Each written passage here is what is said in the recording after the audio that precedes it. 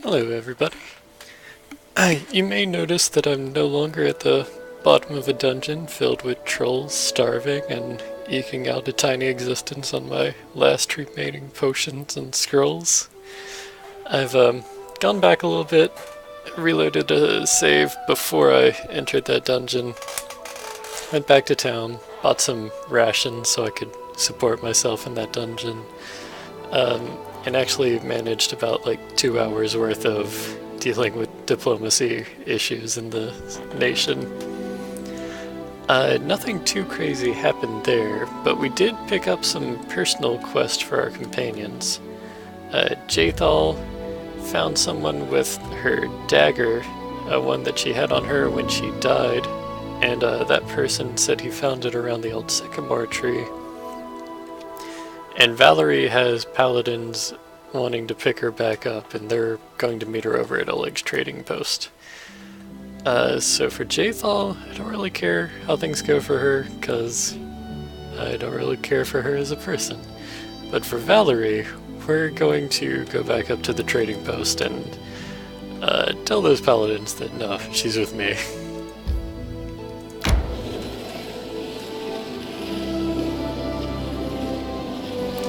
Oh, and I equipped my main guy with that acid axe because we've been dealing with so many trolls. I couldn't just leave it with my barbarian. Not while she's still suffering from negative levels and having a rough time of it. But for our ranger, who was down like 23 constitution, I bought a scroll and we were able to fix him up.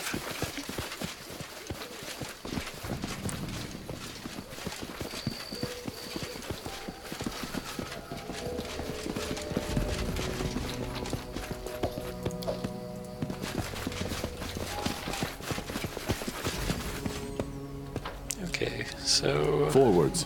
We found that thing in a boar. Supposedly, the dagger anyway. Without a doubt. So I'm assuming that they'll be at the top level, not inside the caves where we saw the kobolds and the mites beforehand. But I don't know where exactly, so there might be some wandering around.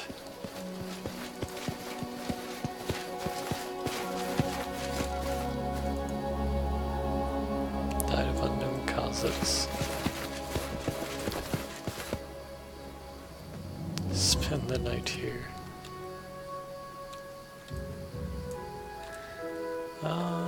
I will guide us. We are looking for people who might attack you while you're resting. No. I guess I don't have to manage anything, it just happens. We shall overcome! Viscount Smolderburn.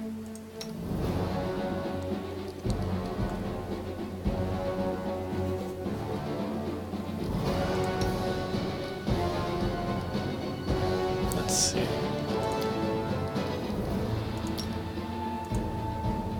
This feels like a good time for magic missiles.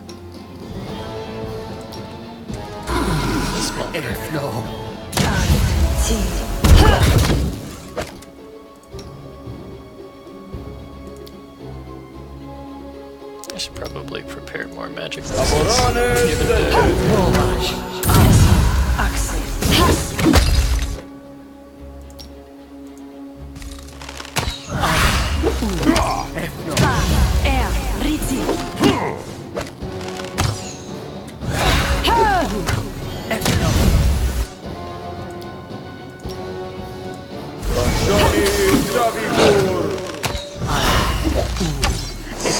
Grant your death.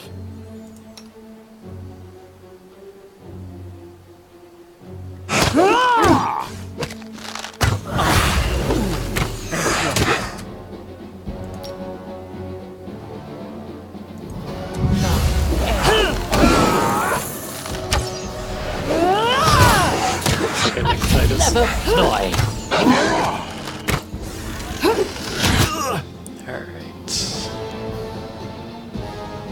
It's almost impossible to hit him with regular stuff.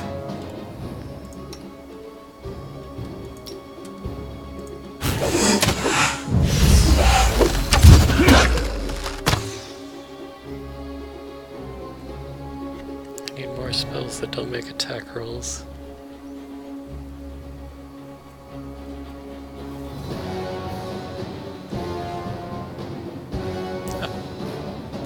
This probably works.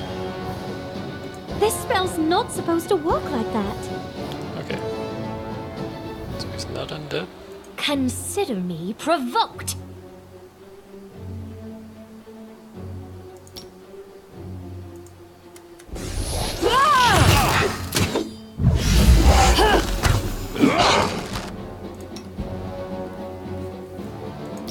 Let's double check. Nope. I only managed to damage my own undead.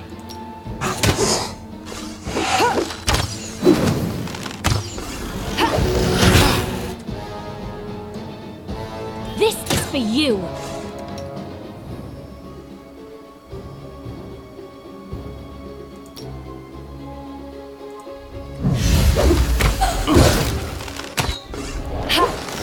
Shall not falter. It's not impossible to hit him. It's very difficult.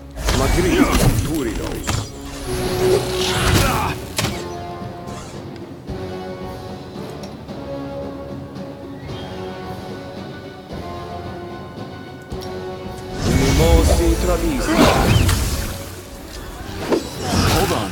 Just a little more.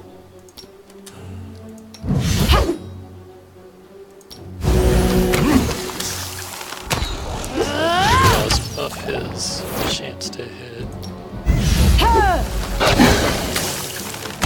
I shall not falter.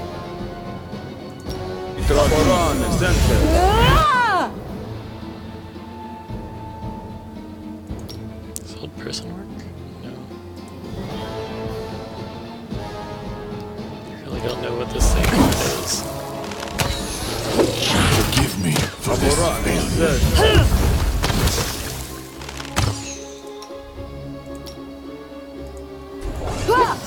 Forgive me for this failure.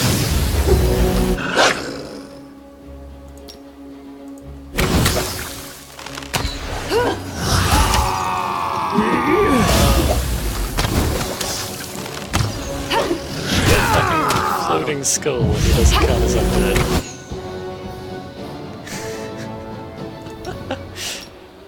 Straight axe.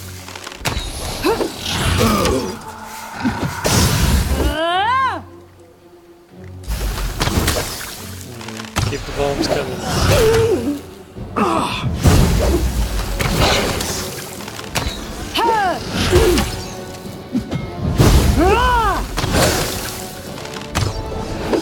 Could be worse, and will be. Definitely will be. Lost. I'll fight if I have to. Lost. You can't stop me. The slow shadow splash damage just coming through for us. There we go.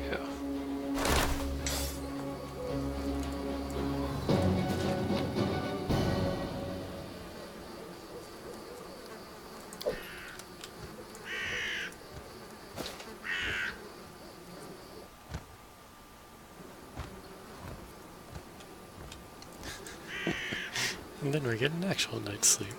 How nice. I'll go ahead and save for that. After I make sure my party's the way I want it.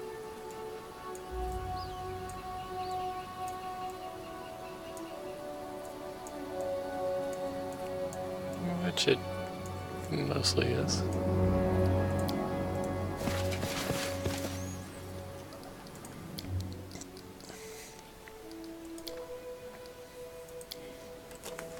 Our path leads on. No dog isn't like mechanically super great, but just having him around makes it feel like you have an extra companion. Makes it feel like our odds of success are that much higher.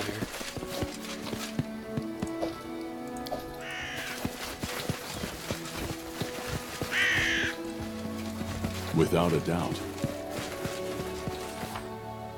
Plus we're not super duper far from another level. If we can go back to the troll Forwards. encampment at level 7, that's going to be a big deal for us.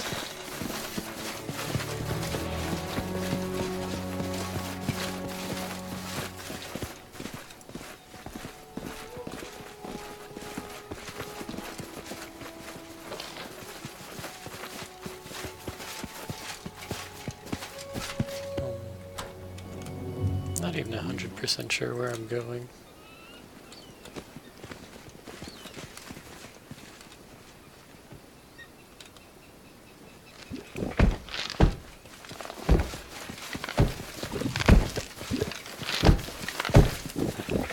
Yeah, the poor Champagne Mound, they used to be a person.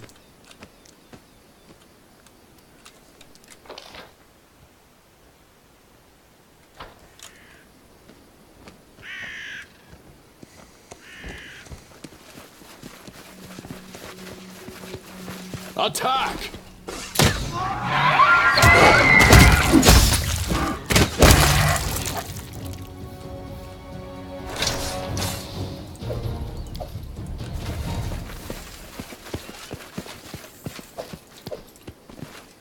I hope that one day this shambling mountain comes to accept its new nature. I think I also had a recipe, yeah.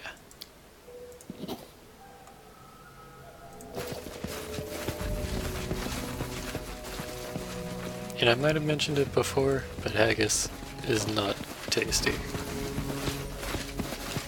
I've only had it once, and that was good Without enough a doubt. for me. Oh wow. You're a big boy. Cannot hide from Stand me! with me! Consider me provoked. This is for you! That's why the wizard shouldn't be taking aggro.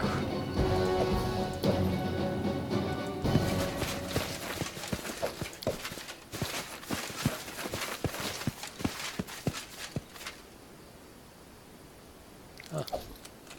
That was... Oh, hey. I was about to be totally disappointed, but there's some passage here.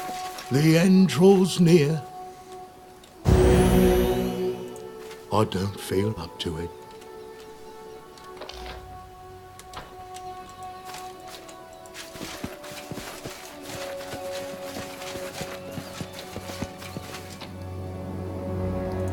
I will guide us.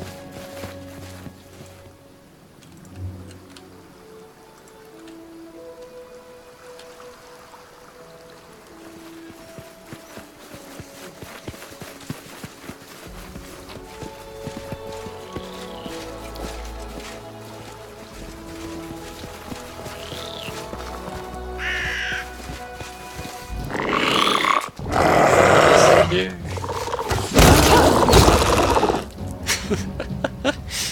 It's one of the things I enjoy about RPGs. Like, sometimes it's hard to feel the sense of progression until you go back and deal with other things that previously would have given you some trouble. Then you just stalled them. And it's like, yeah, I'm a big boy now.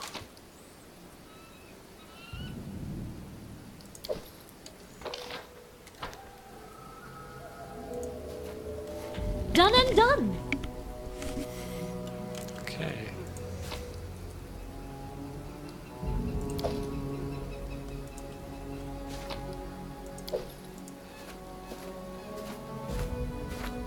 I did as you asked. I did as you asked. Lead blades is actually quite nice.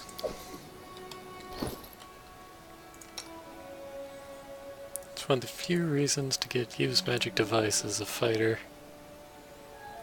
That feels just so good. Because it stacks with, like, actual enlarged person. So if you use this on yourself, and then someone else casts enlarged person on you, you get a big boy weapon. But, let's see, it's only a level 1 spell. What's my guy's? Use magic device skill. Yeah, terrible. Which is to be expected. I might put some points into it just for this thing later.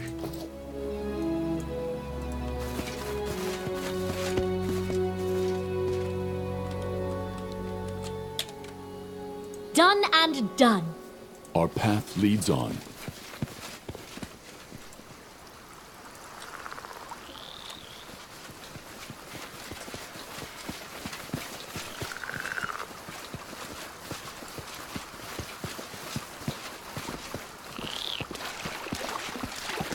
So far, we found goodies that we missed previously, but nothing related to this boar.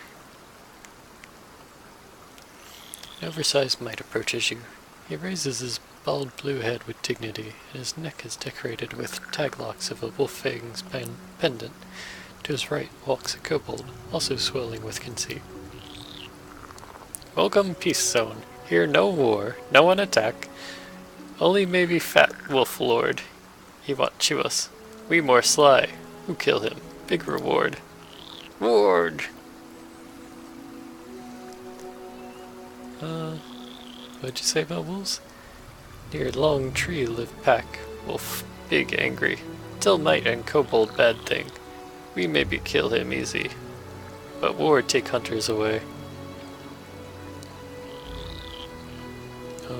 Okay. I might kill him. Who are you? Peaceful might and kobold. Hunt together. Was easy. Many might, many kobold hunt together. Now not. Not like this. Alright, not fighting each other. War bad. Puddles blood. Scream loud. Might and kobold dead. Cold. Why fight? Dangerous. Hairy wolf around. After a short pause, the mite pats his neighbor on the back. But we no fool. Go and be friend. No want war, but Miss Queen Bada. Big beauty. Miss Beauty? The kobold scratches his head, baffled. Okay. Well, seems like they're chill. And they have shinies. Forwards. I see something. Thank you for your shinies. I was successful in my search. I will see this through. What's new? You can thank me now. I still can't used to how they call it like We'll do it's it a the luxury hard item. way. And it's 2 gold. It's like, yes, only 1,000 of these and I can afford a magical trinket.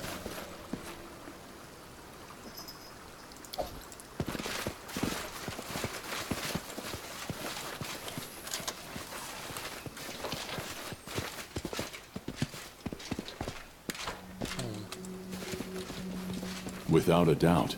We've made a good loop at this place. Like, I don't feel like we missed a lot. Unless it was the flag that clearly We indicates wanted. boar.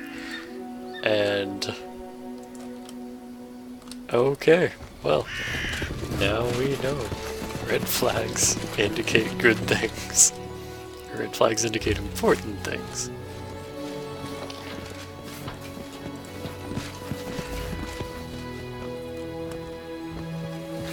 I will guide us. Yep, dead boar.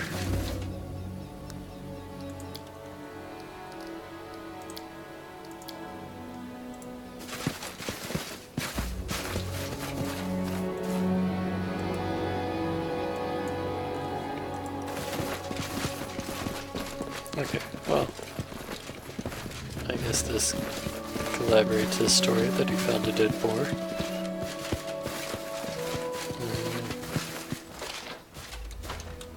Thought more would happen?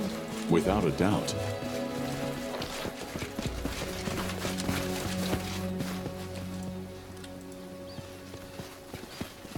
Do we just go back to town and we're like, yep, found a boar, just like he said.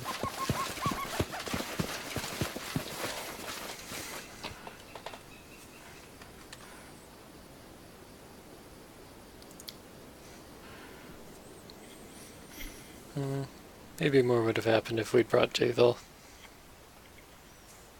Speaking of which, we can swap out party members away from town, but it takes like a week. Okay. It's only like one day at this area.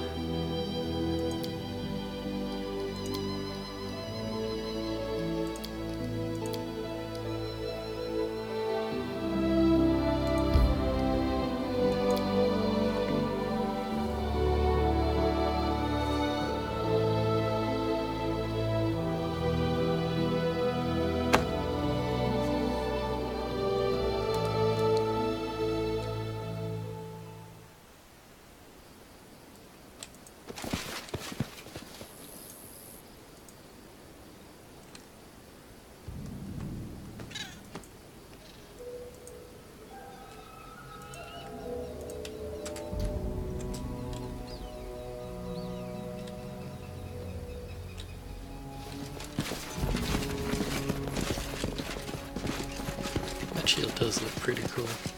It's a +1 tower shield with resist fire 10. So it gives her protection against the kobold alchemists.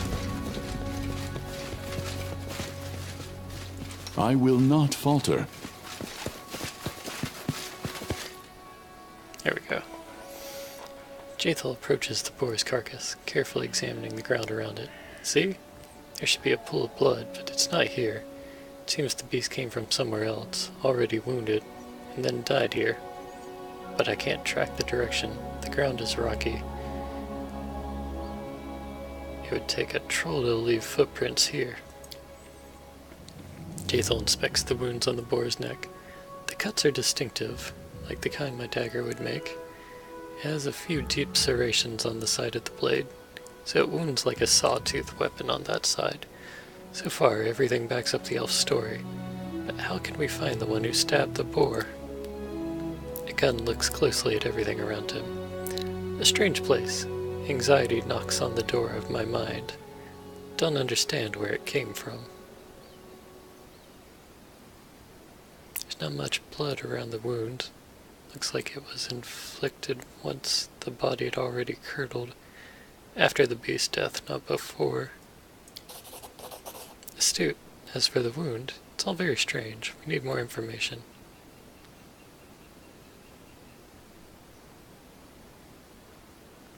Dissection of the carcass might help. Jaethal nods and slowly unpacks the tools and items one needs for such work. Together you bend over the carcass of the wild boar. At first, the dissection doesn't provide any details until you note the small water plants in the boar's stomach. They are also stuck to its muzzles and tusk. It seems that the beast was near water recently. Otherwise, the duckweed in its stomach would already be digested. Thorn Riverbank has been revealed. The nearest source of water is the Thorn River, and plants like that grow along its backwaters. Let's go there and search the shore. Jaethal suddenly smiles with the corner of her mouth. She does it in a strange, almost convulsive manner, as if her undead face had long ago forgotten the expression. How amusing, to look for evidence, to seek connections between events, as before during my service in Kionin. However, this is the first time I've played the victim.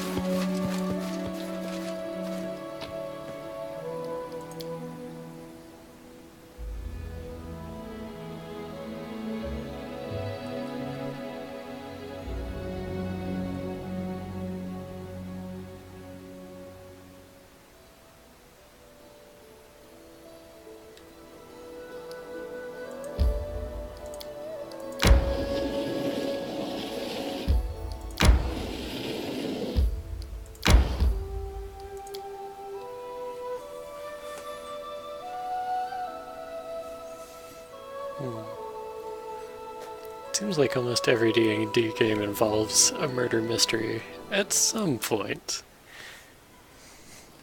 I mean, you can hardly blame them. It's always a good way to drum up some, like, good old-fashioned detective work.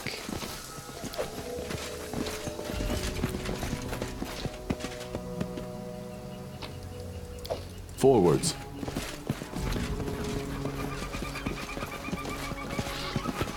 Look ahead. I grant you death.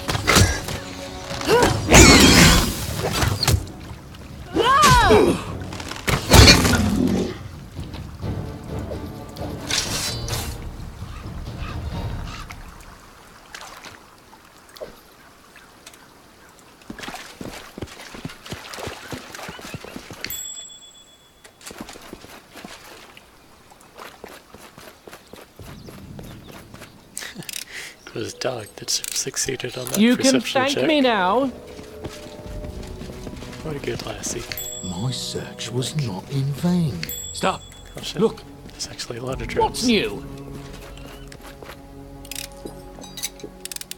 And someone Child's else. play. Maybe the ones that were hunting her. Child's play. Alright. I bet things get exciting in just a second.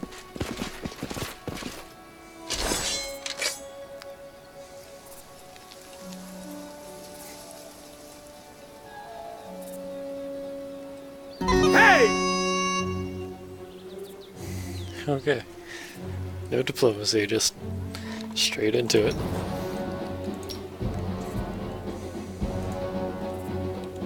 Yeah, charge into their ranger. Toss a little bless around.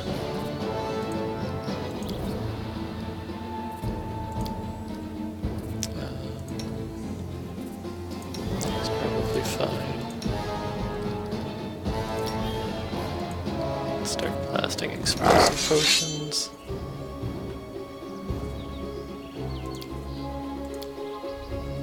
I probably haven't even properly done your spellbook. You full personal dice. Hey, it worked.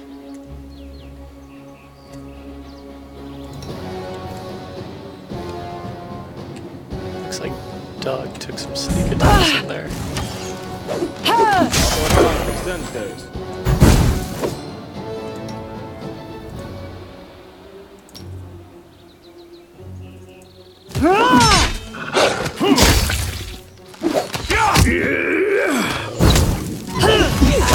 Keep this up much longer.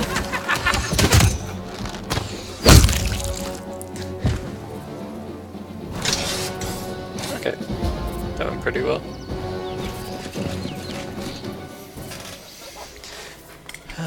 Jaethal freezes in front of the dead elven girl. It's hard to read anything on the Inquisitor's face, but her posture suggests tension, the trembling force of a tightly stretched bowstring. What a lovely child. And she looks so like my Nortel Lara. Even death could not twist her beauty.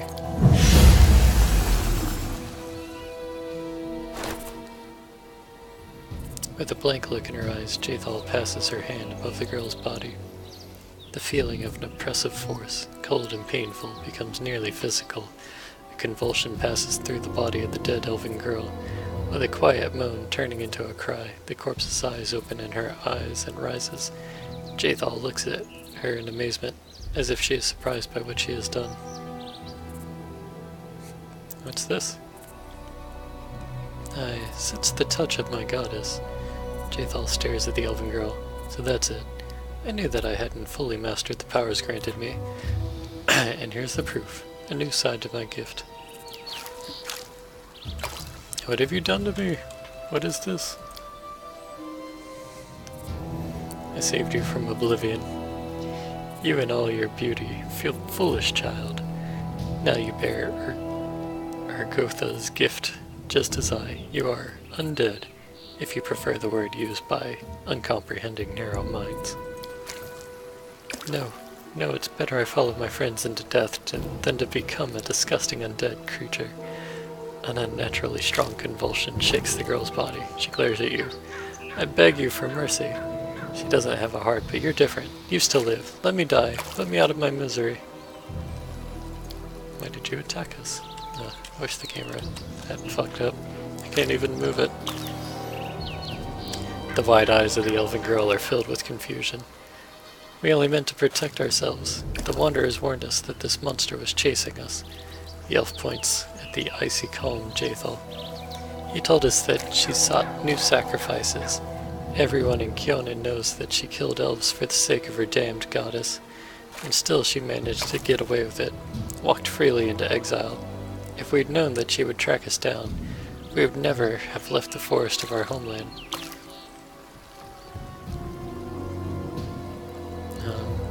Who claimed Jaethal was chasing you?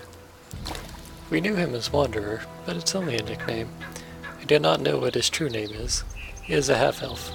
My friends knew him. They said that he has a wanderer's soul that takes him from one place to another. I've seen him a couple times in Kyonin, and recently I've seen him on the road. He caught up with us to warn us of the danger. He has brown hair and yellow-green eyes, like a cat. Please, I don't know anything else. Release me. Every moment in this lifeless body drives me mad. So what are you gonna do, Jaethal? I will not harm her, and I will not let her harm herself. She is frightened and does not understand the gift she just received. Elves live long lives, but they are still subjects of time. Only Urgotha's gift can shield them from it. Eternal life, eternal youth, eternal immortal beauty. Can anything else be compared to this? Jaethal says the last words thoughtfully, as if the answer is not entirely clear to her.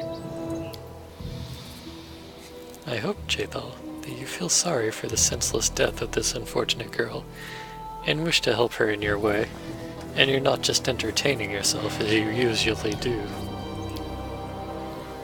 Her room. And why would someone prolong the senseless agony of being, when one can be finished with it once and for all? I do not like this. Hiram shakes his head in condemnation.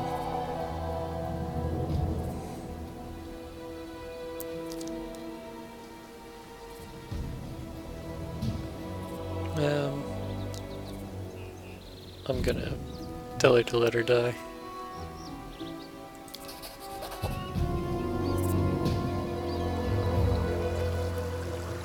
And the camera moved away. Jaethal frowns. I cannot disobey my patron and master of these lands. However, I hope that you will not make a habit of disposing of valuable resources like that. Such waste is bad for both the ruler and his subjects.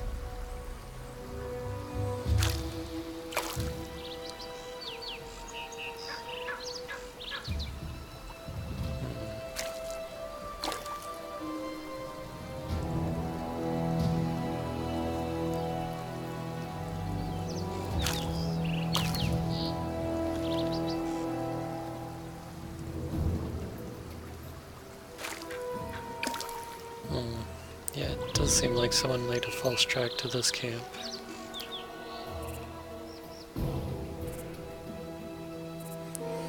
Jaethal, and we know who laid this false trail, huh? A sudden appearance, a dagger, a false trail. The half-blood will have many questions to answer. I'll start with, why did you kill me?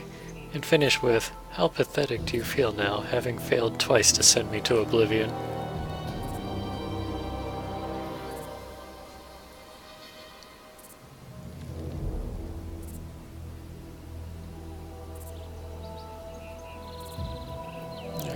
Yeah, if you tricked us, he'll have to pay. You see now? We both have something to ask the half-blood about. This will be amusing. Let us hurry to the capital. Ooh, elven curved blade.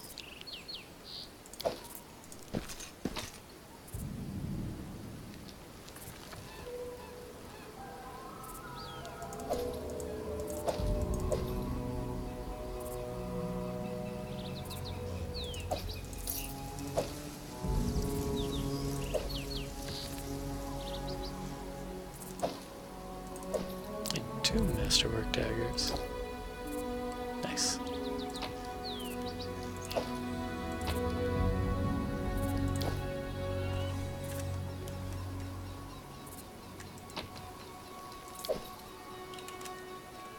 Without a doubt.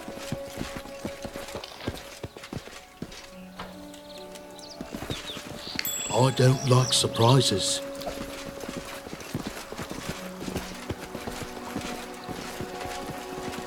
I will guide us. Moving down here. And the game's actually been out for like a month now. I'm surprised little bugs like that haven't been slowly patched out.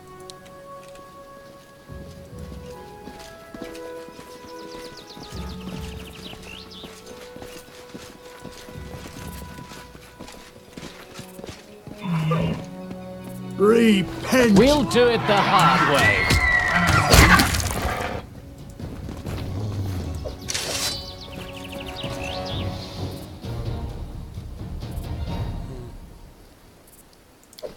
Our path leads on.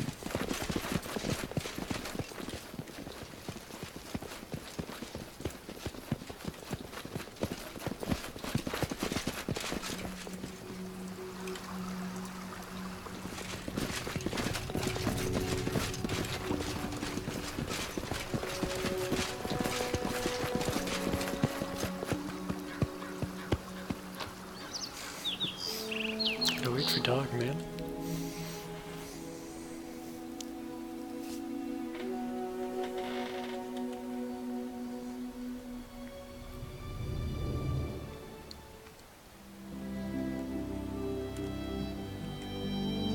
Okay. Legs Trading Post.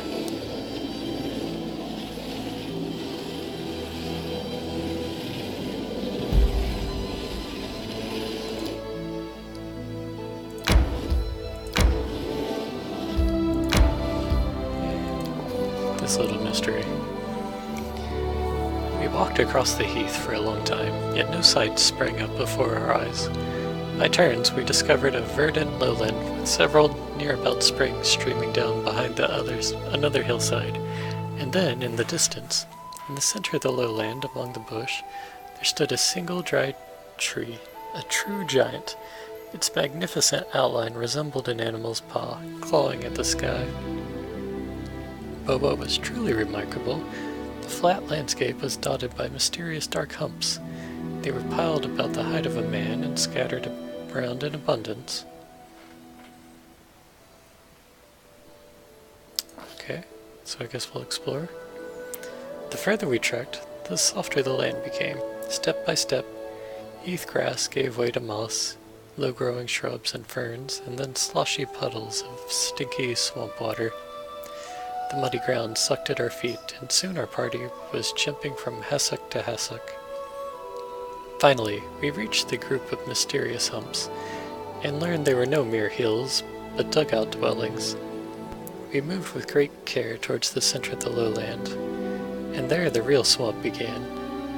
On the way towards the mysterious giant tree, we saw the foggy outline of another hut, this one much bigger and surrounded by small clay statues. Okay, so I guess we examine what's going on. Inside the dugouts were frowsy and brown, darker than holes, and filled with absolute desolation. Is frowsy a real word? I have never once seen that in my life.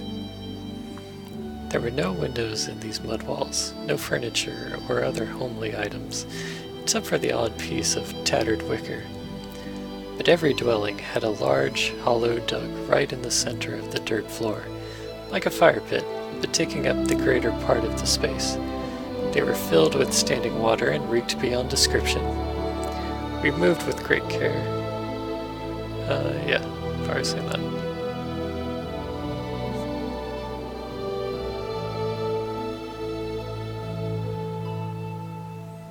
Okay. So it looks like we stand behind each other, tie a rope between ourselves, and continue the journey. Succeeded.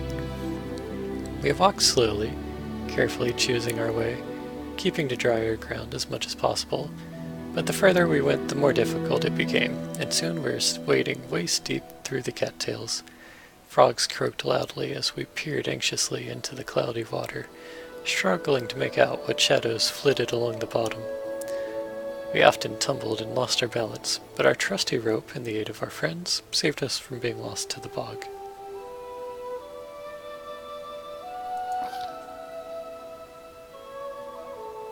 Ew, the picture makes it look like these little frog people. The insatiable bog gurgled hungrily after us, but we didn't look back. Sodden and weary, we finally made it back to solid ground. And a palace of sorts rose before our eyes, a spacious hut made of mud like the rest, but decorated with pebbles, bones, and cattail spikes and snail shells. In front of the palace was a wide and shallow reservoir. Its green water reflected the leaves of huge ferns and primitive clay figurines. The buzzing of gnats was nearly deafening, and we were not far to the center of the swamp. And a firm and steady path led there through the thick bushes. At its end, that tall, dry tree stretched mightily upwards, clawing at the firmament. Okay, so we examine the clay figurines. We succeed. Goggle eyes, flat heads with no necks, ears or chins, ugly long legs, unnaturally bent. These primitive sculptures could only be the work of boggards. Primitive, cruel boggard tribes had inhabited the swamps of Gurund and Avestan since the olden days. Pitiless to others, and to each other, they were led by the darker instincts of their insane priest-kings. They are known to grow young fry in the small pools inside the houses.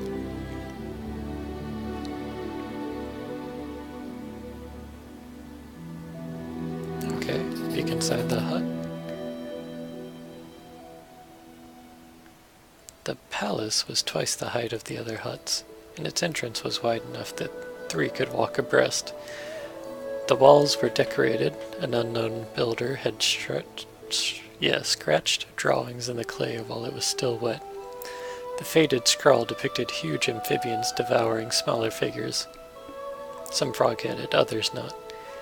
3 of the 4 rooms boasted large holes filled with water, just like the other dwellings. Though here, there were steps descending into them, cut into the dirt. In the furthest room, we found equipment decorating the walls. Leather armors, spears, clubs. To our surprise, a number of items were well preserved. The hut was clearly deserted, so we felt no shame in taking some of it with us. Received a sword, leather armor, and 137 gold coins. Except for the gold coins, that stuff I would have just left on the ground. Okay, continue moving forward. It was ever so lovely to walk once again along the well-trodden path. Our soaked clothes imagined being dry, and our mood at once lifted. The bushes that bordered the path seemed to wave at us amiably, with their juicy green leaves and shiny bright red berries. A fresh wind puffed away the rotten smell, and it finally felt like the swamp might be nearly behind us. But then the wind stopped blowing, and the thorny branches continued to move, and we heard a shout. Titus, who was watching our rear, pointed to a surging, crawling wall of green, filling in the path behind us. The surrounding thicket was coming to life. Its branches reached out with a soft whooshing sound. Drops of sap oozed from their thorns, gleaming in the emerald dusk. The path was disappearing. There was no way back, and the clear space ahead was closing.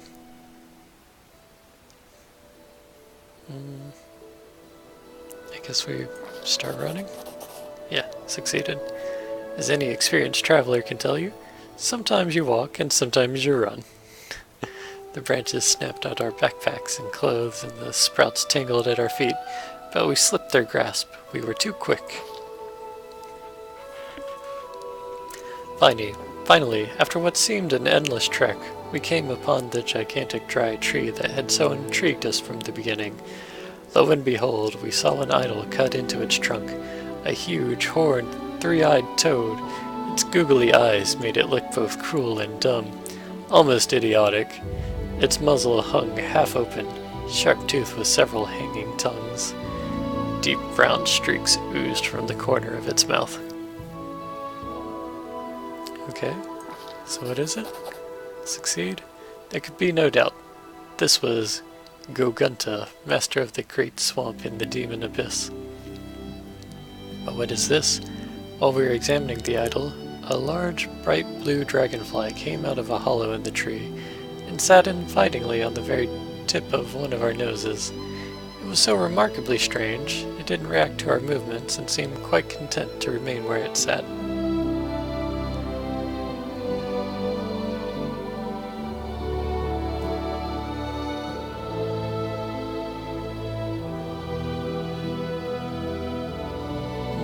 So then we destroy the evil idol.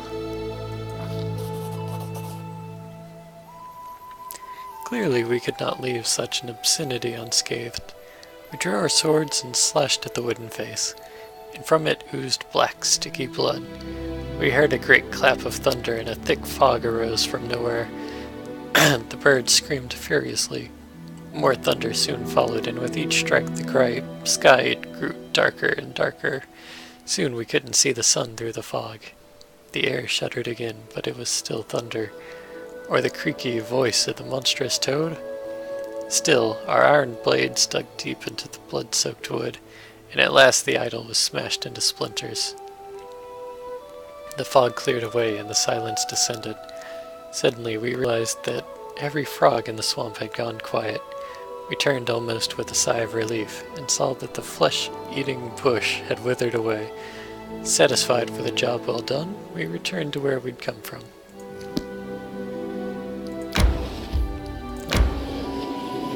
Time to search for the spot to rest. So, just a side quest.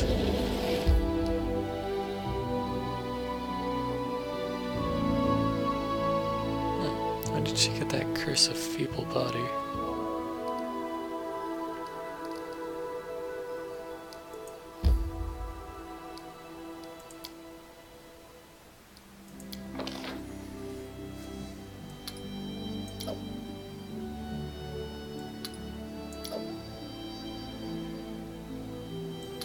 Never understand how she has like 0 to perception. Wait, why do I only have +2? I know I put a lot of points into perception. Okay. Whatever.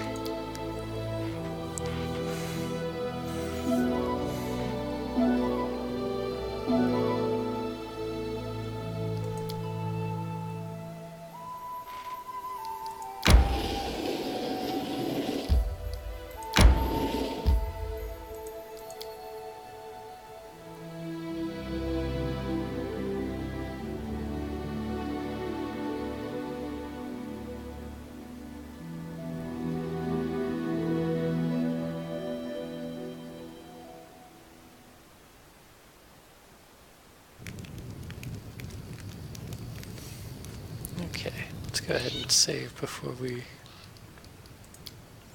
get into too much trouble.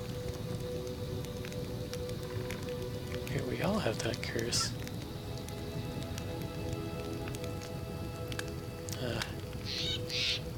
Must have gotten cursed by that idol. Yes, I'm still here.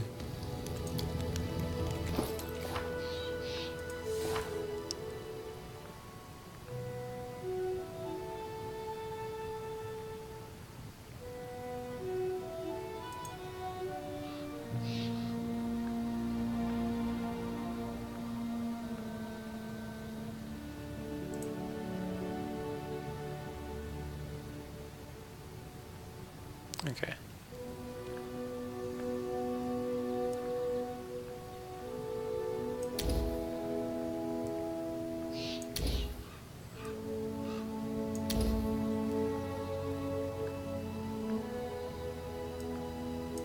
So we'll just get into remove curse.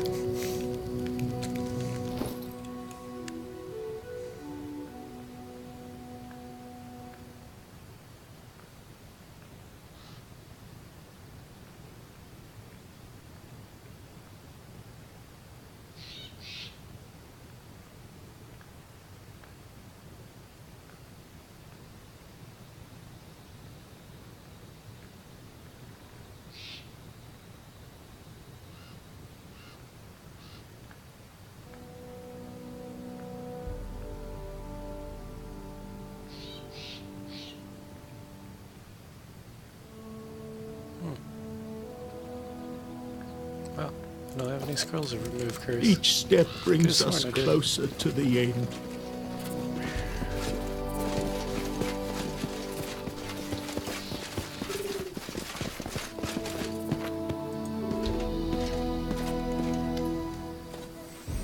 A middle-aged man in polished, shiny armor turns to you. His beard and hair are impeccably styled, and an expression of reserved politeness sits frozen on his face, as his piercing gray eyes watch everything attentively.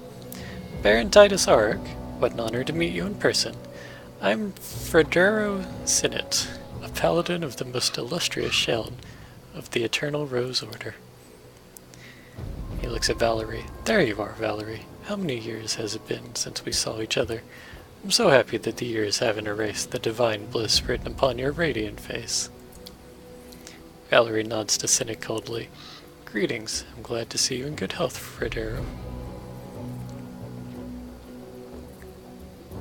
You're from the Eternal Rose Order, right?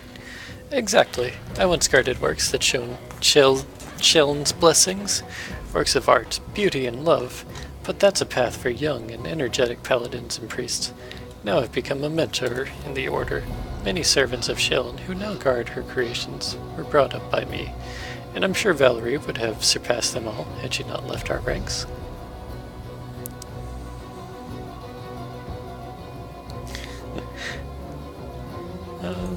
Tell me why you're here. The paladin looks right at you. As I mentioned in my letter, my goal is to return Valerie to Sheln's grace. Several years ago, a terrible mistake was made. She, whose fate was determined before she was born, decided to resist her calling. I would appeal to Valerie's mind and remind her of her beauty. No, remind her of her duty. You speak as though I'm incapable of understanding where my duties lie. You have given me much cause for doubt. Tell me about Valerie as a girl. He smiles pensively. Do I possess the words to describe the chosen of Sheln? Oh, don't look at me like that. I'm not the only one who believes it. A special role has been prepared for this girl, in the ranks of the Eternal Rose's followers. I'm sure you've noticed Valerie's greatest virtue. She is impeccably loyal to whatever, or whomever, she serves. Her father did the right thing in sending his daughter to Sheln's embrace, and Valerie's departure from the Order was an unfortunate mistake of youth. I'm sure she regrets her desperate mistake, driven by hurt feelings and rash judgment. Only shame and pride have kept her from admitting it. Her true place is in the radiance of glorious Sheln. My departure wasn't a mistake. It fixed someone else's mistake, which caused me to waste a few years of my life. Where are you planning to go? When Valerie joins my entourage, we will travel west, to the borders of Pitax. There, a new temple to my divine patron is being built. An architectural wonder worthy of harboring the very spirit of the Eternal Rose. Jubilost.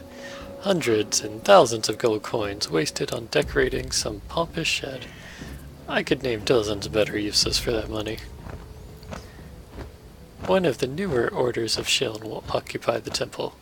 The Order of Prisms. Their zeal in serving the goddess will be good for Valerie. She has much to unlearn if she expects to return to Sheln's favor, and the respect of her brothers in faith. You can barely hear Valerie's voice.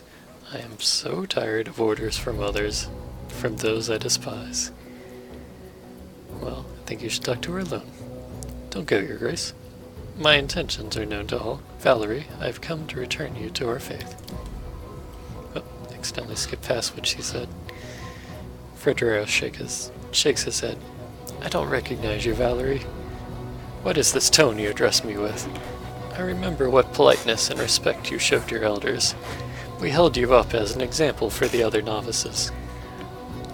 Valerie raises her chin ever so slightly. I'm only repaying your courtesy in kind, Fredero. If you so easily ascribe to me thoughts and aspirations that I do not possess, then I can be as liberal a judge of your behavior.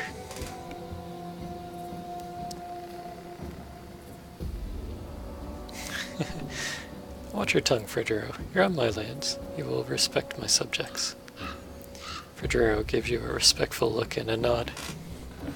In no way did I intend to be impolite.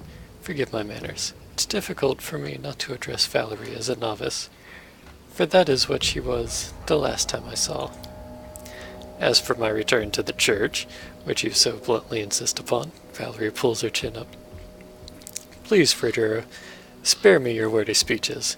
The day I walked out on the Covenant gates, I made a decision I'm not going to change. I'm never returning to the Eternal Rose Order. I'm never going back to serving Shiln. Whatever nonsense you started with your letter, let's put an end to it, once and for all. Fredero studies Valerie's face for a long time. His eyes turn steel gray. I don't believe my ears. I expected to see repentance, Valerie. Repentance for your foolish choices. Repentance for the pain you've caused your family and all those who've relied on you. But instead I see a proud renegade who dares to resist the will of the goddess, and who would defy me, the one who labored to bring you up and teach you. Red spots start to appear on Valerie's cheek, and she catches her breath with some difficulty. I am not the least bit surprised by your words, Fredero. You have always been deaf to anything that goes against your beliefs. I'm not Shiln's chosen. I'm not a god's toy, created to entertain the whimsical goddess. I'm not... Fredero. Quiet! Quiet before you bring her wrath upon you. How dare you, who is bestowed with celestial beauty, so insolently reject such gifts that others can only dream about? Your fate is already decided, laid out as a fine carpet before you. Enough. Didn't come here to listen to a spoiled child speaking out of turn, but only to bring you home, and I will take you by the ear and drag you all the way to the Order's convent if that's what it takes. I think we all need to calm down a little. Valerie interrupts you. She is almost screaming. What you call home, Fredero, was my prison. My home is here, in these lands, for which the Baron and I have fought and shed our blood. Here, beside the one I've vowed to serve, and whom I shan't leave until I die. Here in the Stolen Lands, where for the first time I can decide for myself where I belong and what I believe. Oh. Valerie's voice grows soft, almost like a hissing snake. Take your people, Fredero, and go back to the Eternal Rose Alley. Abby. Whoop. Fredero grows white as a sheet. How dare you? I'm just gonna keep encouraging her. Well said, Valerie. Fredero looks Valerie in the eye. The paladin's hand is on his weapon. If you insist on standing equal to Shiln's paladin, answer for your words now. If you have a drop of dignity left, you won't deny me satisfaction. Valerie looks at the enraged paladin fearlessly. Oh, so now I'm suddenly an independent person in your eyes. Finally! Well then, I shall agree to this duel with indescribable pleasure. Titus, you shall be my second.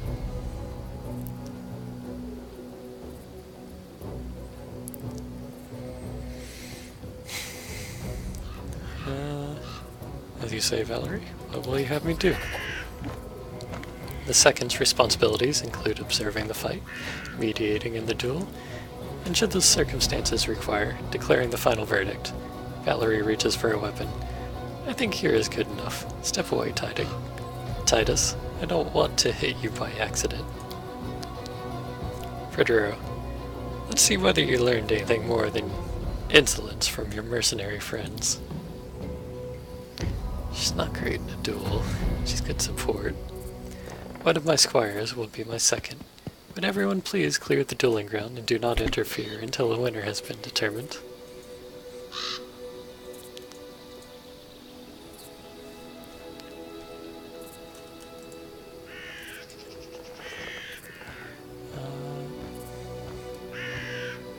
Looks like Oleg doesn't necessarily like people dueling right outside his trading post.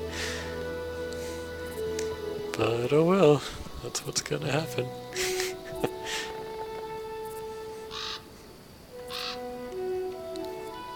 Participants, please ready your weapons and assume your positions. 3, 2, attack! He's already got Divine Favor. Alright, we're gonna need to use build items to give ourselves an advantage.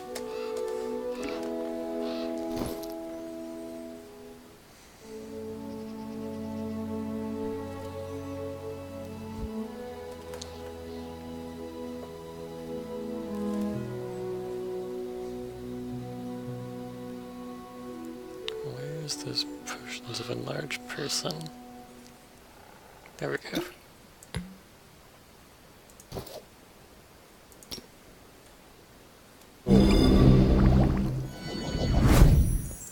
Let us strike at one! Ha! Ah! Ah!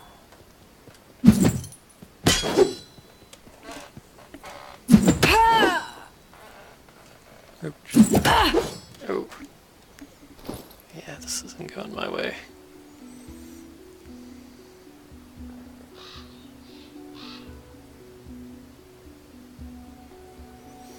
I guess I could chug potions of cure light, but that seems like such a bitch move.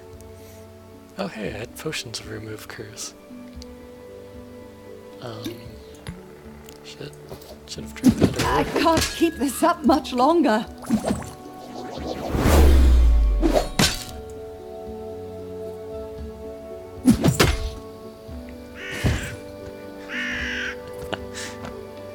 Okay, yeah. She just wasn't going to win that. Looks like everything's in its place, doesn't it? You could be however insolent to whomever you wanted, as long as you were considered as a girl, Valerie. But now you'll have to answer for all the stupid things you said in pride or heated moments. I'm satisfied with the outcome of this duel. I see no reason to linger here, upsetting the owners of this trading post and the Baron. With great sadness, I will continue my way without Valerie, who from now on has no right to return to the Order of the Eternal Rose, due to her transgressions. Too much talk. Enough. Leave her. I will bother you no longer. My regards, Your Grace Valerie. He stopped short. Farewell. I'm confused by this result. He beat her, so we should be dragging her back. Svetlana, dear gods, your face, Valerie. What, is there something? Valerie touches the wound crossing her face and looks at the blood on her fingers, more baffled than scared. Let me heal you. She touches the wound again, winces, and finally waves it off. It is nothing. I do not even feel any pain. Only fatigue. Save your pity for someone who is truly wounded. And I just need to rest and wash myself clean after all these conversations about Shell. Oh, even her picture's all fucked up.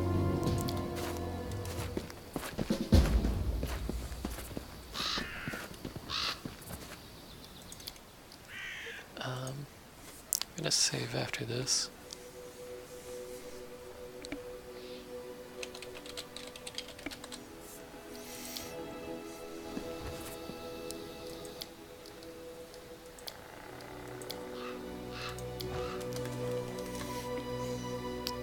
Actually, she'll probably be scarred even if she loses. Or even if she wins, I mean. But for now, she really needs this potion of remove curse. Potion of enlarge person.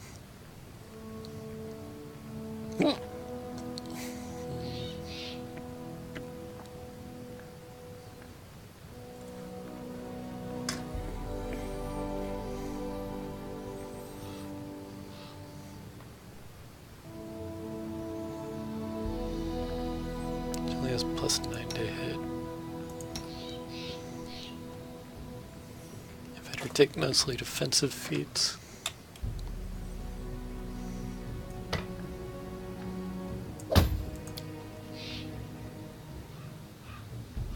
She only loses +1 to hit with this big boy though.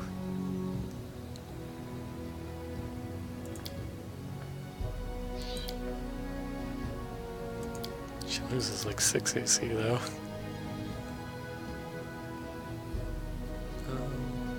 I'll try it. I'm listening.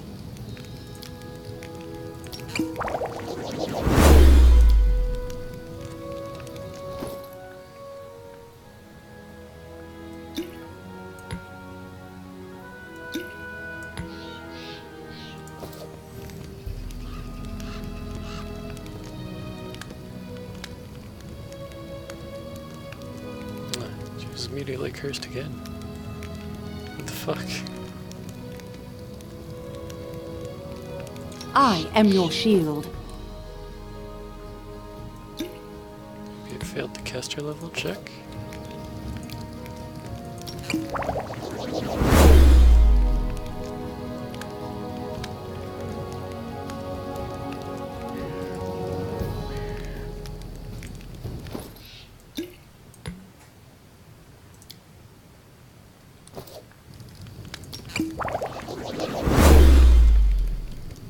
Okay, definitely got removed there. Here.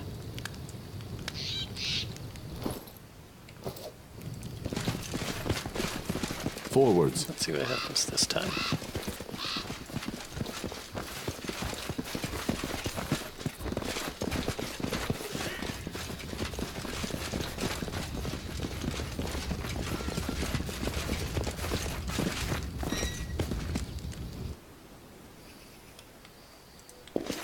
Maybe I can give some long-term buffs to her too. Without a doubt. Yeah. Taxes.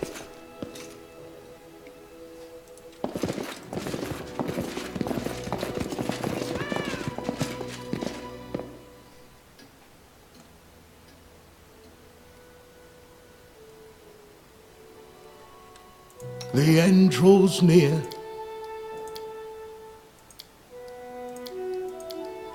No, I didn't swap out his spellbook on this file.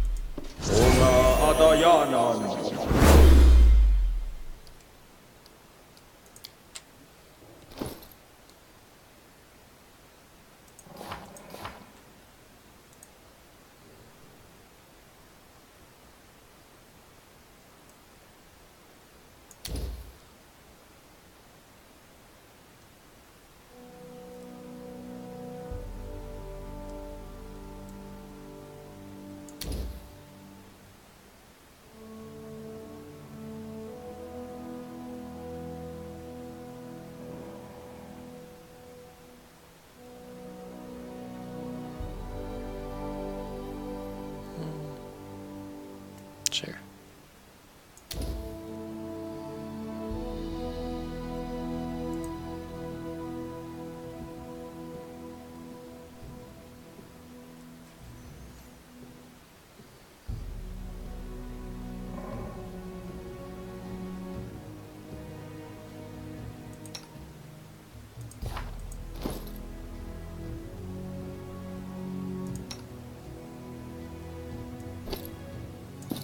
Let's temporarily move this belt over to her.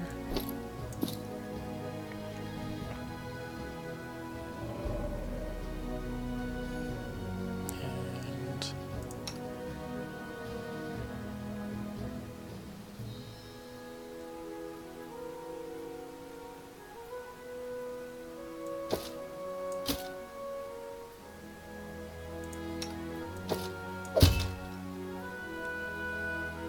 the full plate.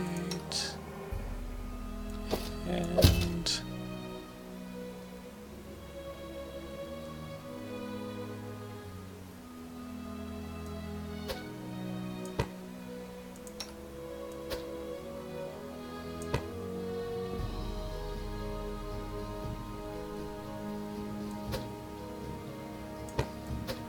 she doesn't actually have the weapon training ability.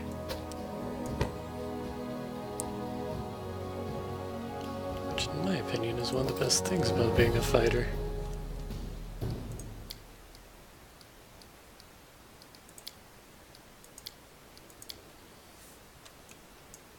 I will guide us. Okay.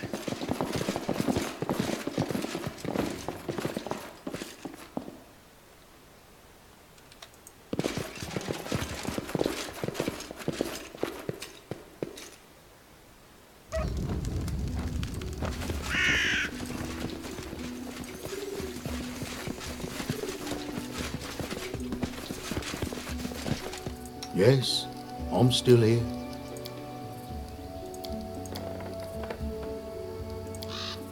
My skills are getting rusty. You have my attention.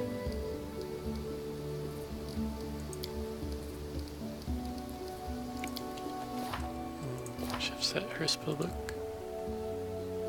Oh, never mind.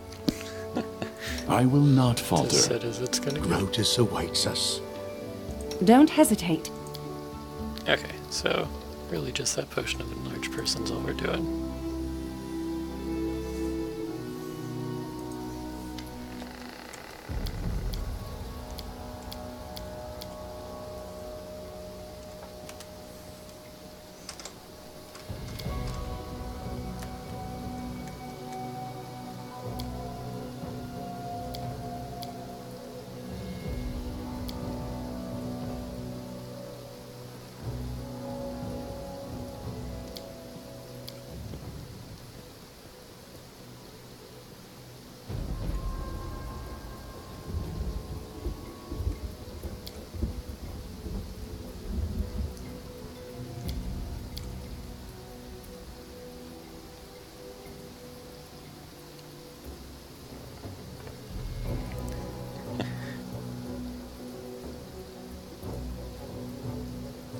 This time I'll try and stop it. I won't let you kill each other right in front of me.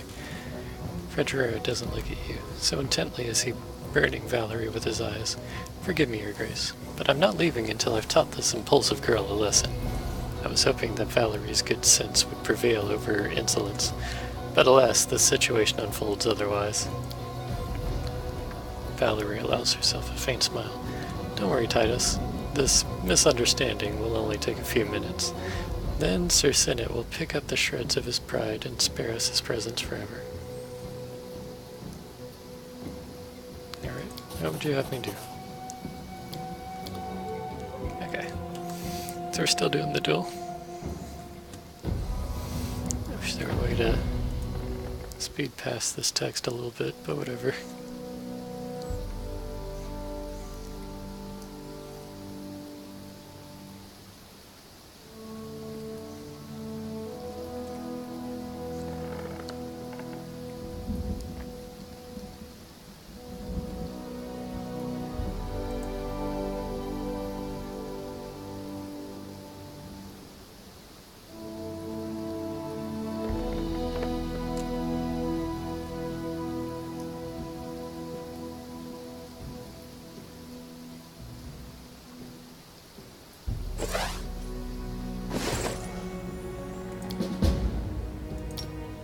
Ronda Gratio.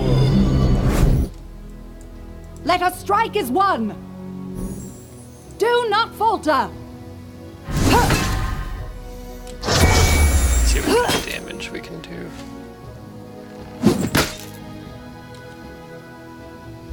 Ah! 23. Good. Forcing him to lay on hands himself.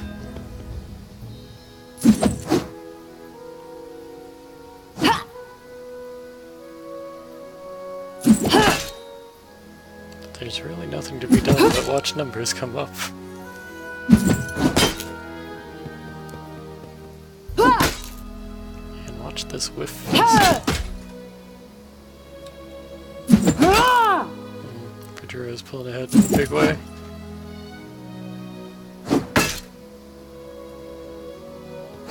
I can't keep this up much longer.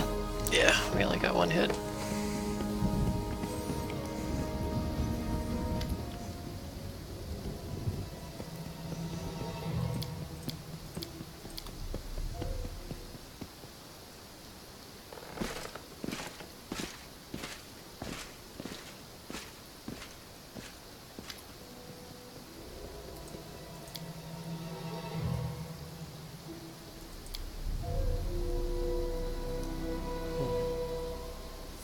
Doesn't recall receiving that blow across her face.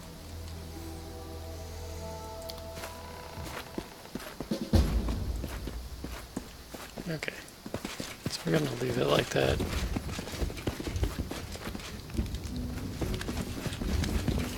We'll save over the Scarface file.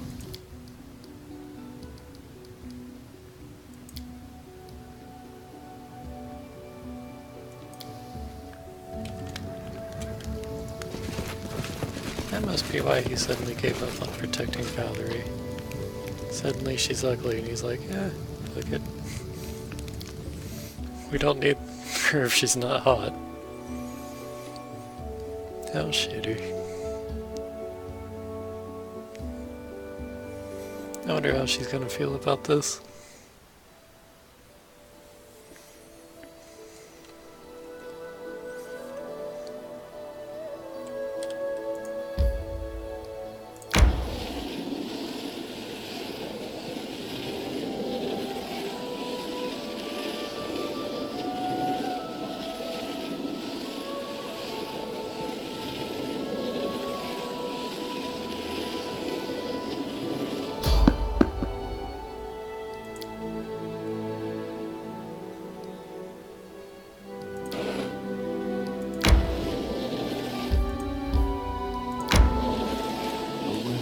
Welcome.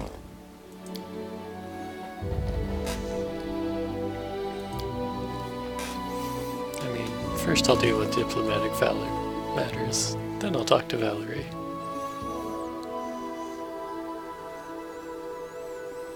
The kingdom is still more important, even if I'm still wanting that romance to happen.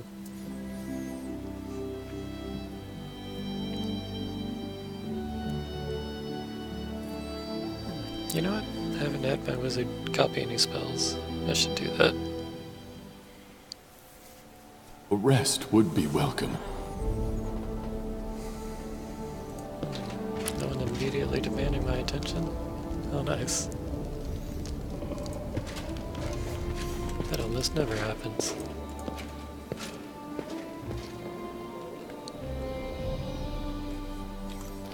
Oh yeah, I need to get all my sweet shit back. Sorry, Valerie. Did what I could for you.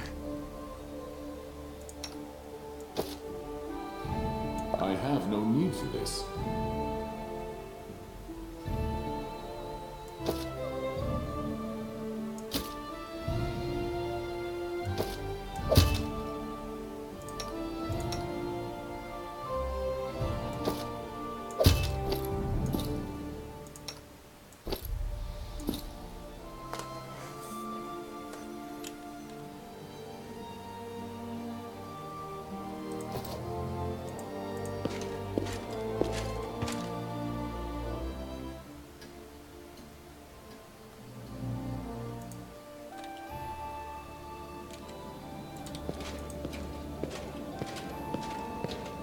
How may I serve you, Your Grace?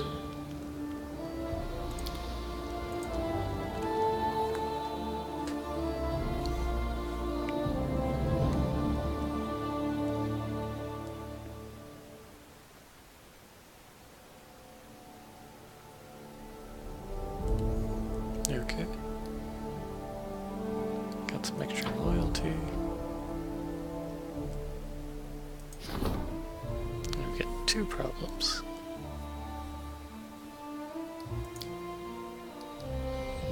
And our advisors are busy.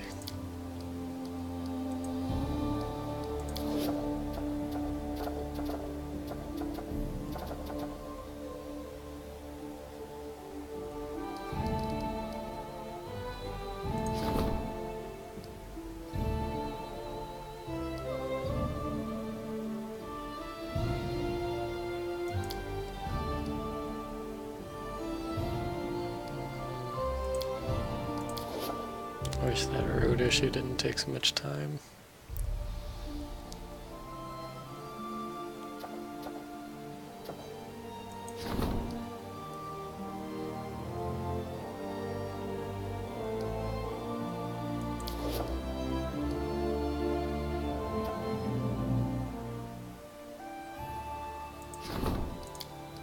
Okay, it can only be Lander. Lander's busy for like another month.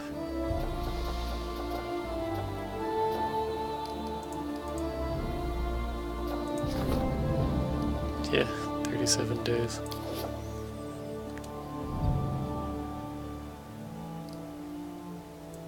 Alright, so that's gonna bite me.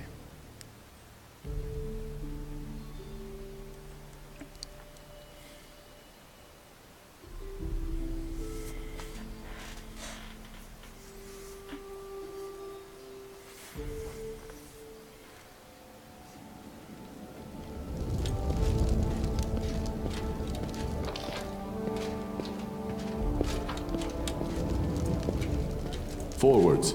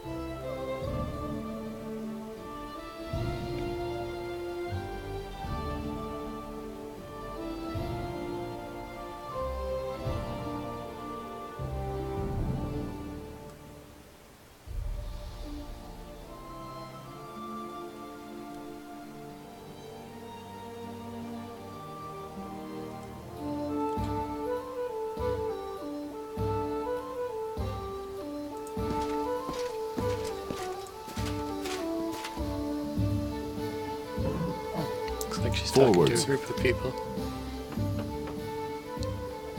How do you feel? I see your wound hasn't healed yet.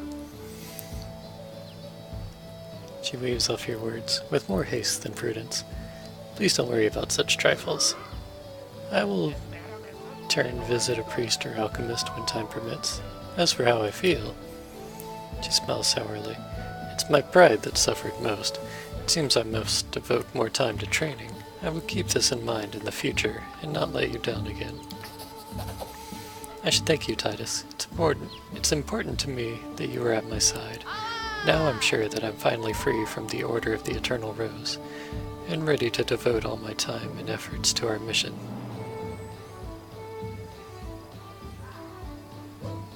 It's a separate thing, so I'll ask how's your wound.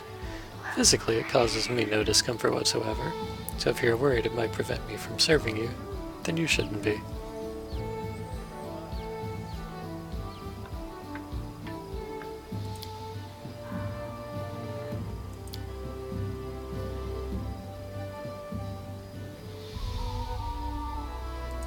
Okay.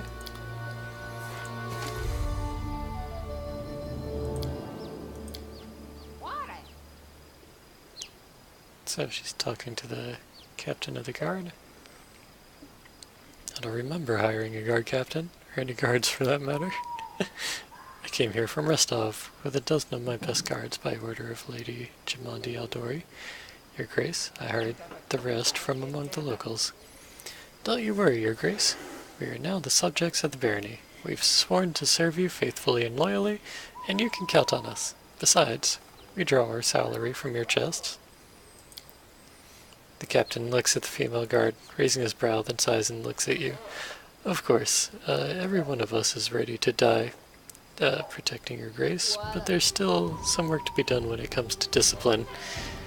You know that dwarven author, Valderic Zebras, Garlic Tundras, the name escapes me. My boneheads used to read his books about guard's duty, right on guard duty. I'll have to teach them a lesson or two. Okay. Do the guards have everything they need? There are sufficient munitions and supplies, Your Grace. The salary is fair. We have enough to buy toys for the kids and a jug of beer when the shift's done. Of course, the town is growing. It would be nice to expand the ranks, but we can manage that ourselves. Okay, tell me about yourselves. Of course, Your Grace. I've been a guard all my life. I started a snot-nosed runt in the Night Watch.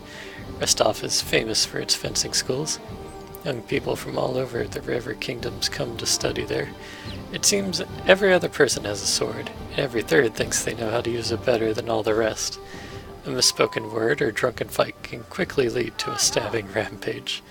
That's why there are so many guards in the city. And they don't accept just anyone. Lady Jamandi took note of my achievements and marked me for advancements. That's why I'm here. As for Delia, I found her on the street about a decade ago.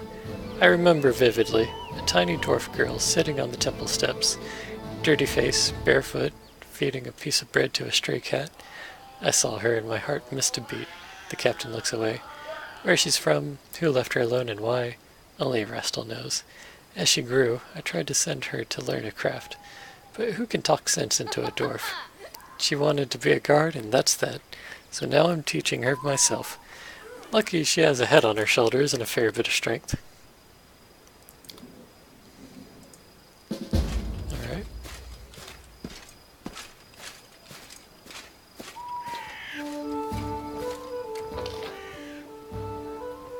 Now we need to talk to Jaethal. And to a certain merchant.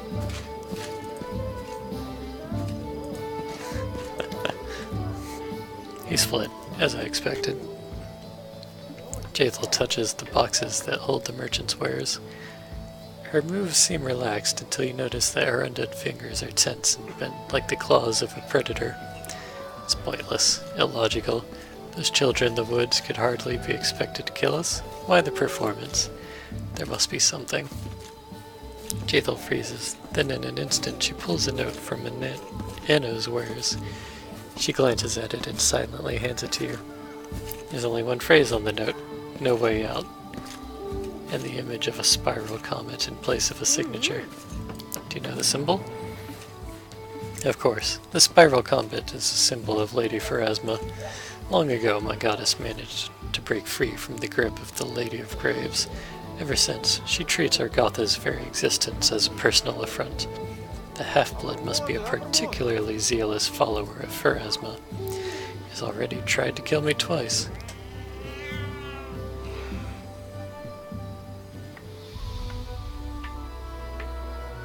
Well, sorry he drug me into it, so fuck that guy.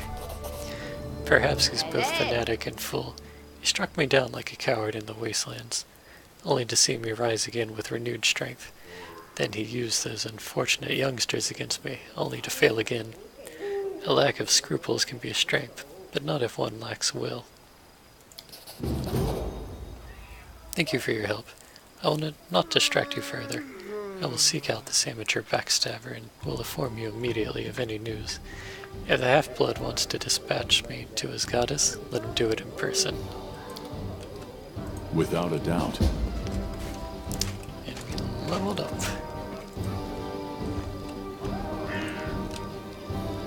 That's the big deal. This is a big level for us.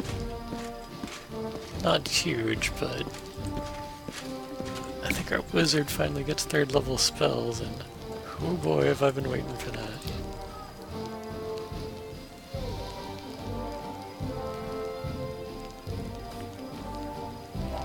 Now that I can deal with negative levels,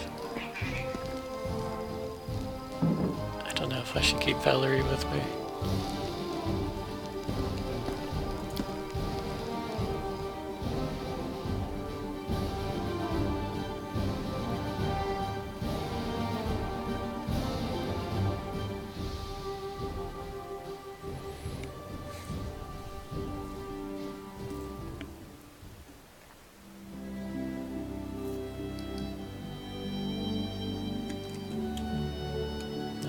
Can we deal with the trolls personally? That'd be nice. Or no, that was that encounter I dodged. Nope. Let's deal with that. Backswing. This is a big deal.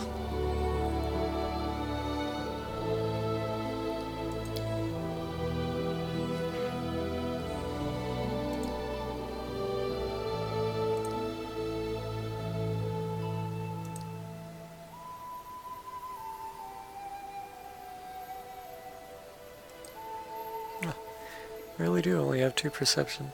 Could have sworn I put more into that.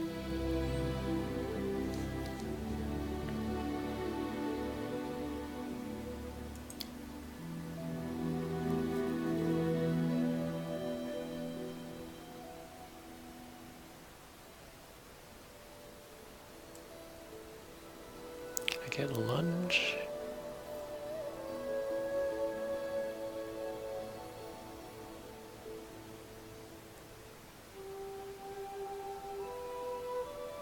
No.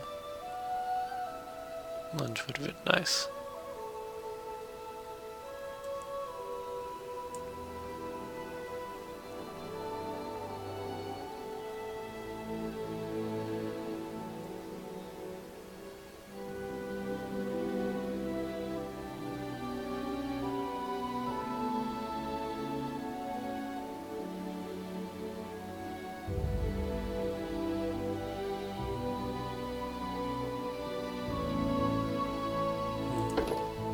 I should get outflank and use some other people to get outflanked too.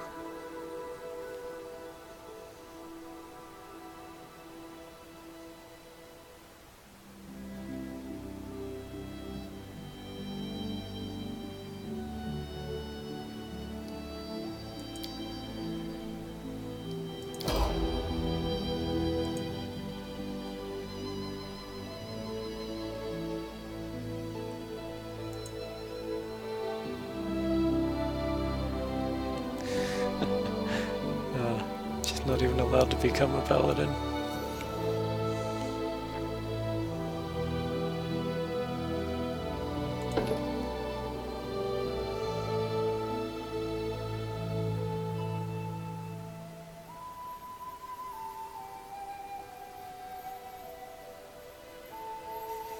Oh, that's fine.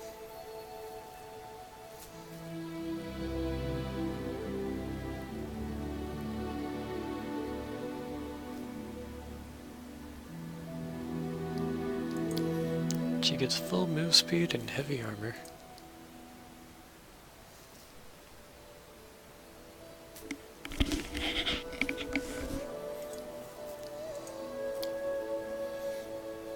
And let's do outflank together.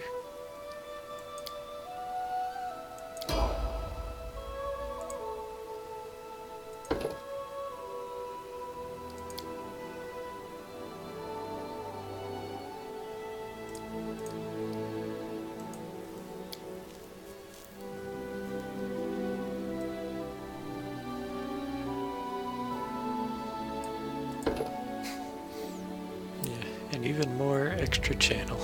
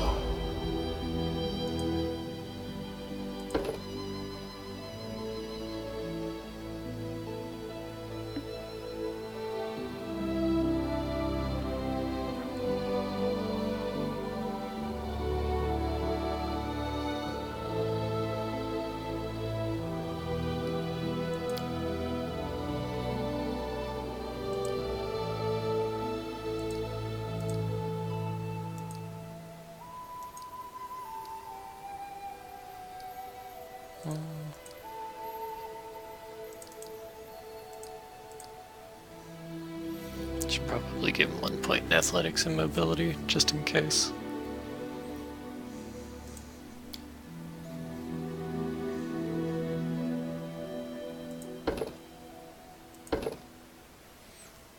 Yeah, weapon focus bomb would be good.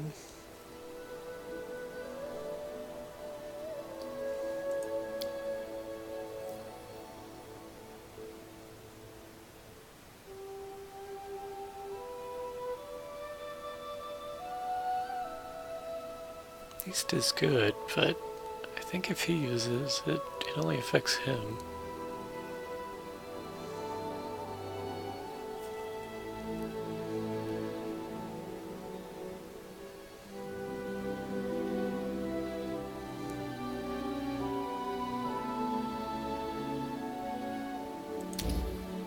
I'll try displacement. If it lets me actually Or haste, I mean. If it lets me actually haste people around me, that'll be great.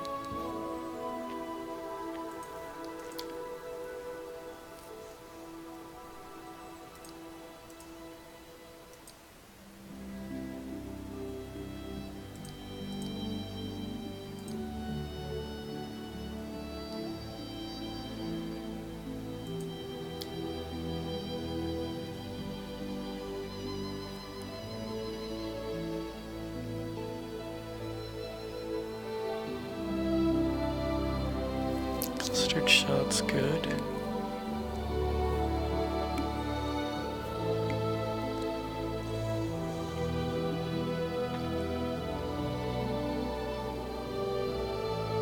mean, hammer the gap's okay, but it's not a lot of damage.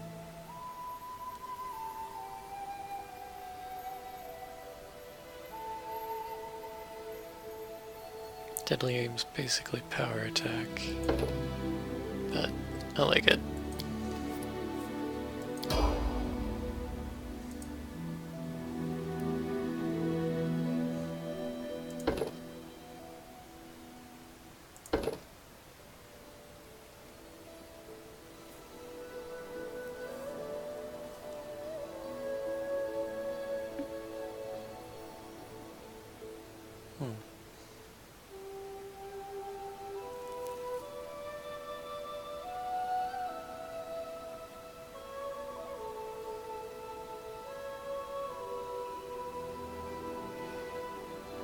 That's neat.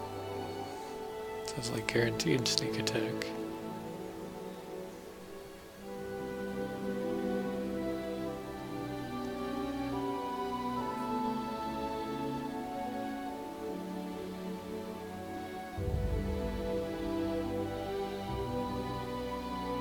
Well, it looks like she would have automatically gotten accomplished sneak attacker if I didn't already have it.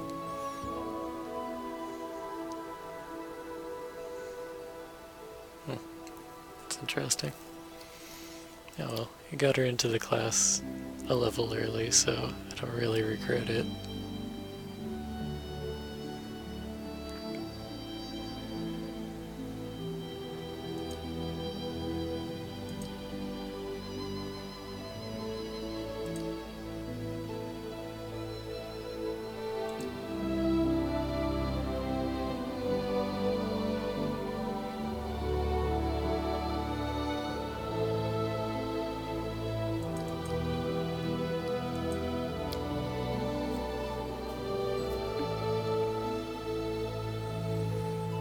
Okay.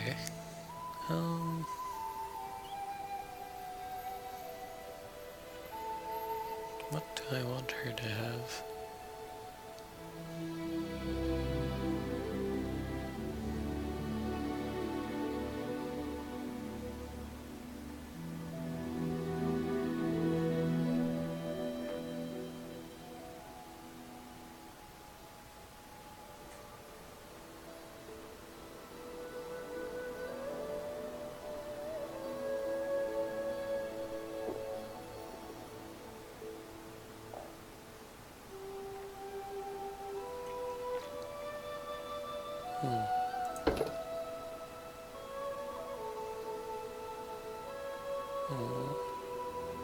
Ran into an issue.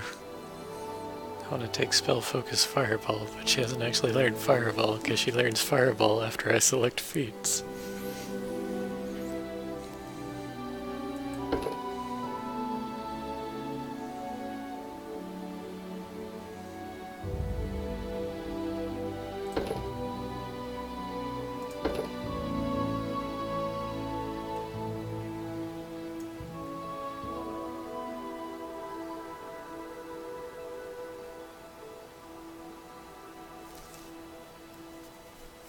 Oh well, I guess spell specialization just has to wait.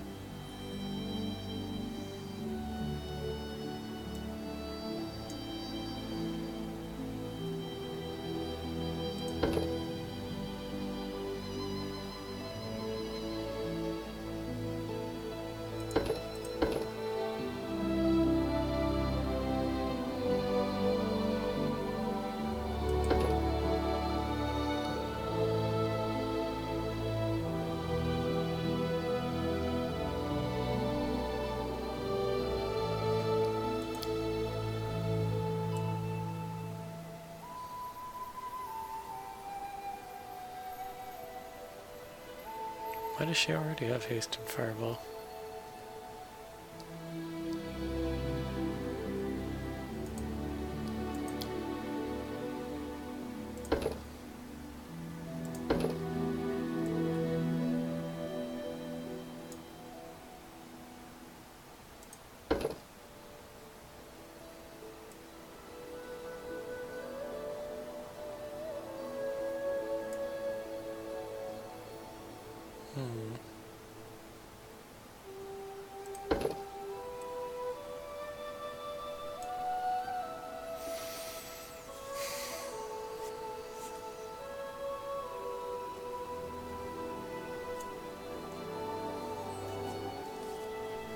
Oh, it requires spell focus.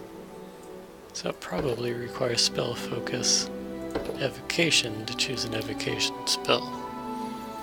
I gotcha.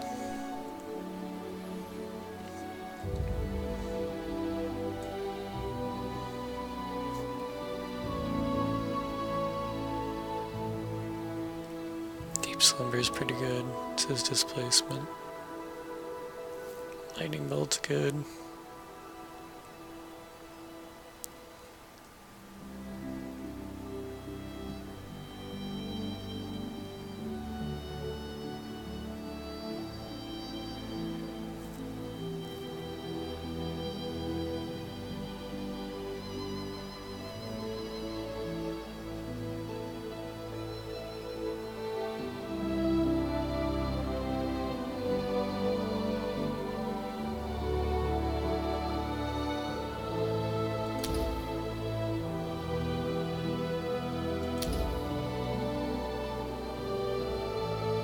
Okay.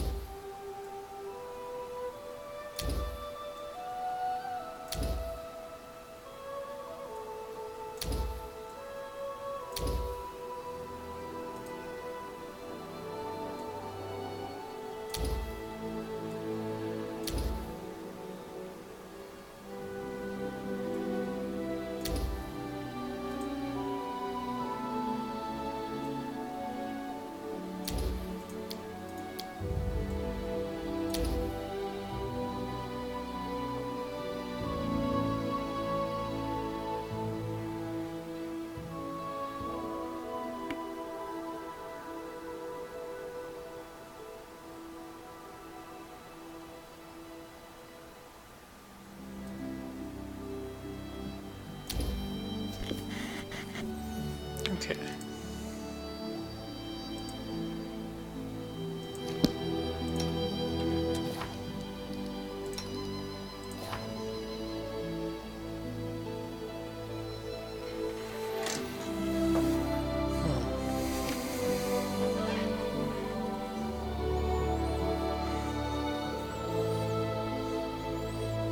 Double intelligence modifier on damage, but only affects one target.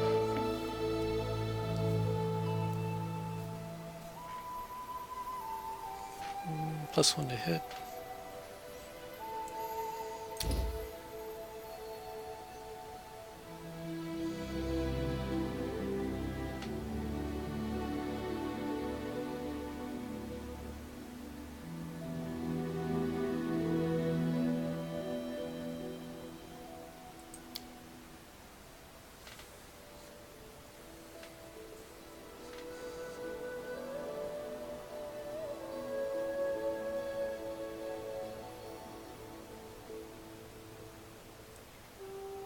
Whatever. I'll just give him some more buffs.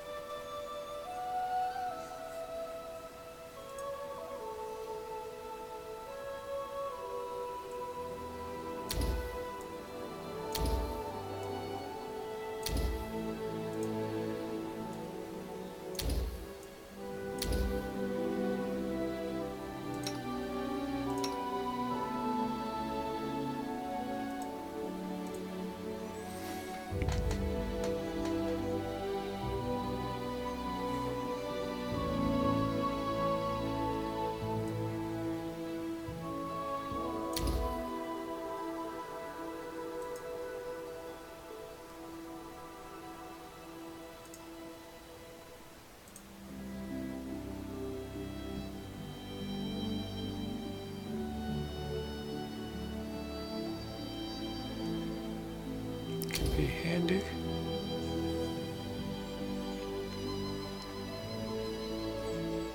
Freedom of movement's real good too.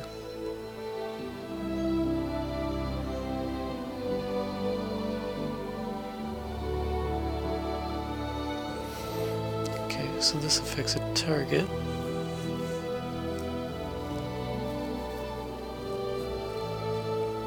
New Bane.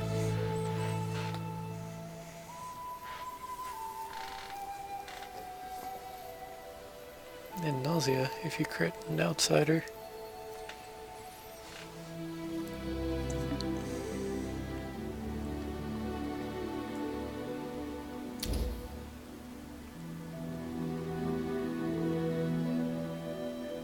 Restoration's pretty great.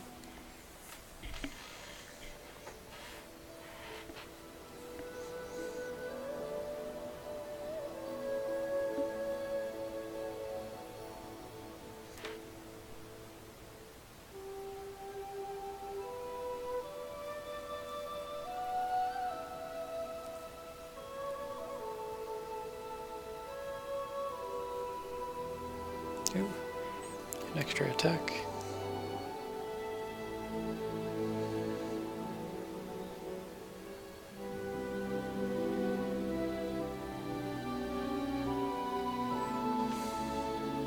Or summon monster 4. Could get a dire wolf.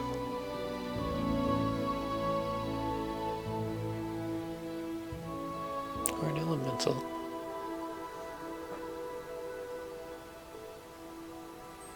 I think the earth elemental actually deals acid damage. If that's the case, that'd be super handy. It may only deal bludgeoning damage, I could be completely wrong. But we'll test it out.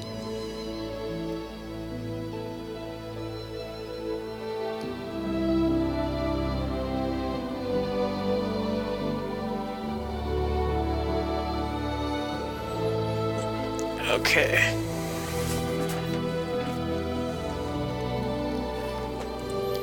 Well, seems to me like we've got a lot of journeying ahead of us. I hope you guys have enjoyed this. Until next time.